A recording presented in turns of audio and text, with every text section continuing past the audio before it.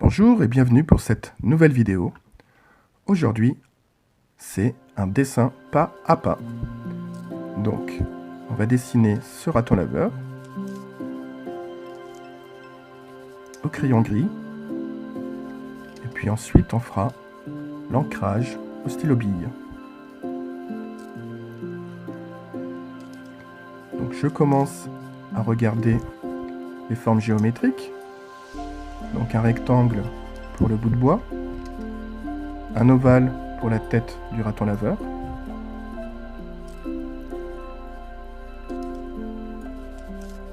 je place également les pattes.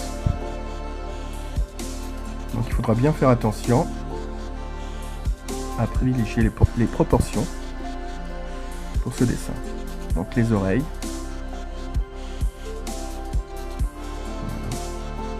Je trace deux lignes en haut et en bas des oreilles pour bien les situer. Ensuite une médiane pour le visage. Je commence le nez. Je vais le dessiner un petit peu comme une goutte. Hop, le bas du visage.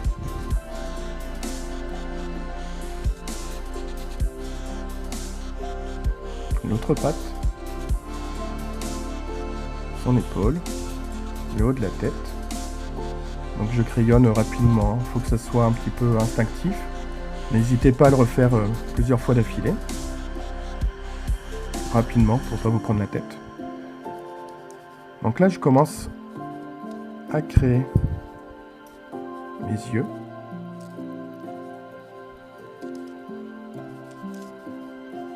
Voilà, le contour des yeux. Donc une médiane également qui part d'un côté et de l'autre du visage. Une courbe pour me permettre de placer correctement les yeux. Donc je fais attention entre les deux yeux à garder une bonne distance, ni trop loin ni trop près.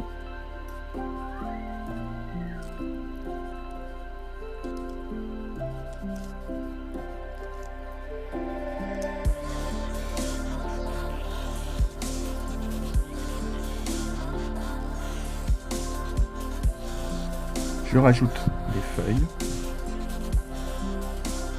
Donc les feuilles, par rapport au modèle, je les ai un peu improvisées. Voilà, pour avoir quand même une certaine liberté. Je commence à faire les pupilles. Très important, on va créer un cercle de lumière au niveau de l'œil. C'est ce qui va donner le regard.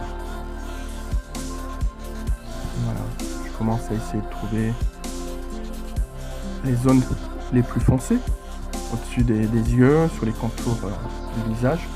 Donc le bas du visage, je le fais un petit peu en triangle.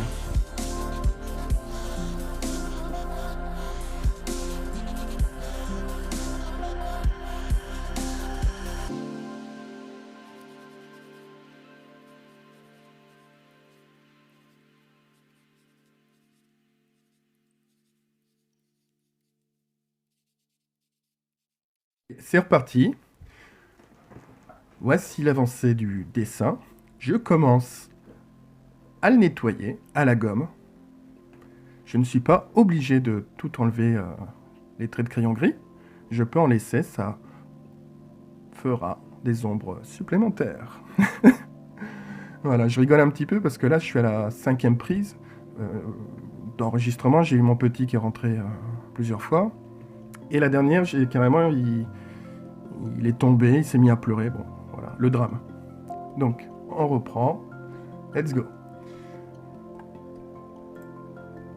Hop, je reviens sur les petites pattes. Je fais les ombres. Je garde un petit peu de lumière, d'espace blanc sur le bout des ongles. J'utilise la règle pour me permettre de faire les contours du bout de bois. Du piquet de bois, on va l'appeler comme ça. Et ça me permet d'avoir des traits un peu plus réguliers qu'à main levée. Donc les deux, je pense que c'est plutôt cool d'utiliser les deux techniques, à main levée et avec la règle. Je reprends les feuilles, je rajoute des ombres qui vont me permettre d'apporter du relief. Ça, je le dis assez souvent. Donc on peut voir sur mon dessin les parties, les dégradés de crayon de stylo bille. Donc on n'hésite pas à revenir, à repasser pour intensifier son noir, surtout en dessous du museau et au niveau des pattes. Ça permet d'apporter de l'ombre.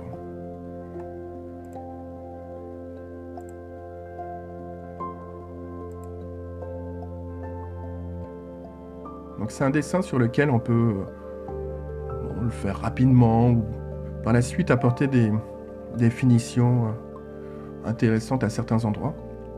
Donc c'est un petit peu le travail du stylo bille, c'est sa finesse et également son côté brut où on peut rapidement rentrer dans du détail, quelques coups de stylo.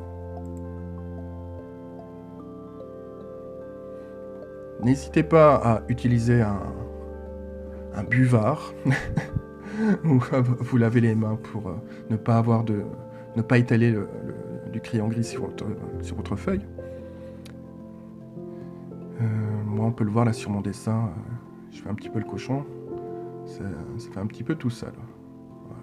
Donc ça, à nettoyer, c'est plutôt long et pas trop cool à faire. Mais ça peut donner un petit côté stylé au niveau de l'ombrage. Donc voilà, à vous de voir. Donc pour ce dessin, surtout, comme je vous ai dit tout à l'heure, pratiquez, faites des dessins sur des petits carnets de croquis, votre verre, votre télé, votre frigo, des objets qui sont autour de vous, pour permettre de comprendre un petit peu cette histoire d'ombre et de lumière. Et une chose, c'est ayez confiance en vous, lancez-vous. Il va y avoir des moments où vous n'allez pas réussir, et il y en a d'autres où ça va marcher. Donc gardez le meilleur, vous pouvez le faire, voilà.